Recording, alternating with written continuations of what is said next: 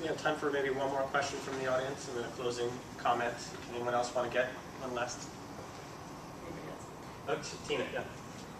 I'm curious, just as this is an industry cluster tour, also about the economic development and point of how we foster a stronger cluster in this region. It sounds like there's been a really good history of specialty foods, especially on the early stage kind of startup innovation side, and then they get acquired by larger international corporations. But how do we try and do a better job of fostering the connections between you, up and down the value chain?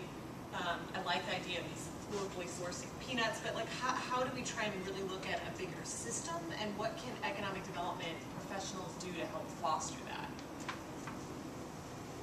I'd say in Europe it's real popular. I've seen it in Italy where they, to the degree I mentioned, not like the cluster type of things, but they buy together. They have joint, even though they're competitors, they buy products, services together. I think freight would be a good area for us to join together, because to ship one pallet versus a whole truck is just an exponential increase in cost. So if there was a way, or even warehousing, to cut that gap between the 3,000 miles to the East Coast and here, maybe with a warehouse, but I think we would probably need to do that more than something that, although I don't know, maybe there's some way you could help us. Although maybe that we could play a convening role, Yeah. helping to get you all together at the table. Yeah, that'd be great. Yeah, I would agree, because I think that's kind of along the line of stuff like, I mean, you would not believe the number of calls I get from people, how do you raise money? That's always the question I get. And it goes from there, and a lot of it is just sort of stuff that we've done. Josh and I have gotten to know each other, so we use each other when we can, but that's been more independent, whereas I think my broker idea is really good about us looking at a broker, but I mean, I think there's a lot of stuff there that if we could all come to the table, and have that sort of togetherness to be able to talk about those issues, because shipping is huge for us. I mean, there's all of this stuff that I think you really can share. And again, we are all up in the northwest corner, and shipping is outrageous. One thing, is there government properties that could be turned into, for lack of a better term, I don't want to say incubator, but surplus government properties that could be used for a group of manufacturers to build out. Bellevue has lots. Eric, have you guys? I was just saying, a follow-up to that. Do you think that whatever would mediate that kind of conversation, do you think it would need to be specialty foods particularly, or foods in general? In general? Yeah. So food in general to you means all the way from ag all the way up that supply chain to processing, manufacturing, selling. It's finished products. Finished products. Probably more alike than different. Consumer products. You could say with, we're dealing with a highly perishable product, and the majority are dealing with a less perishable product. But so many of the rest of the persuasions are the same.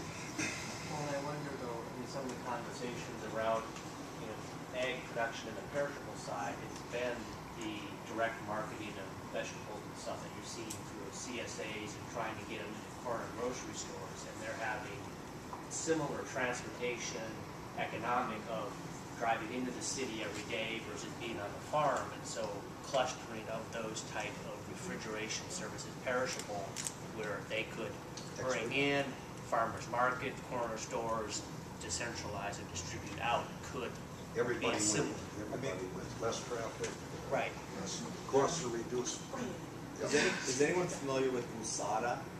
WUSADA is it's a Western, it's through the Department of Agriculture, and it's a West, I forget what it stands for. It's Western States. Anyway, it's a program through the Department of Agriculture, and we get up to $250,000 money back from them for marketing efforts annually for export business. So for all of our Canadian activities or other export activity.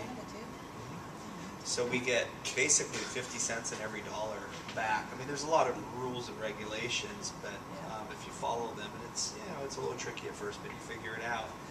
And we get money back, and basically, we have to put Made in USA on all of our packaging, and if, certainly they pay for going to trade shows, they pay for marketing people we may hire.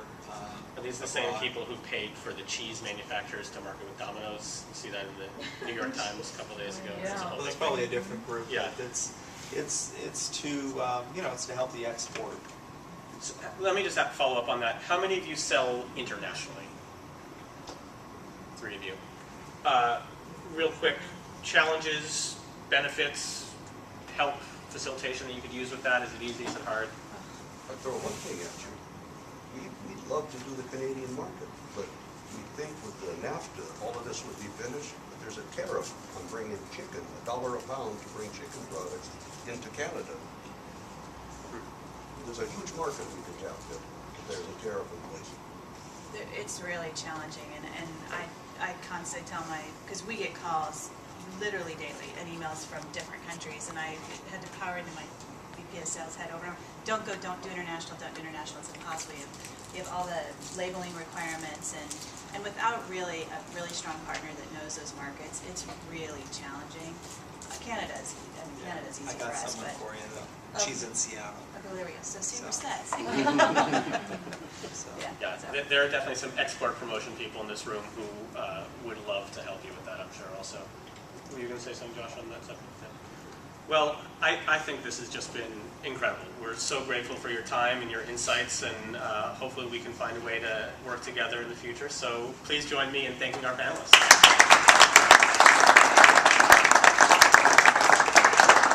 All right, so we are going to go downstairs.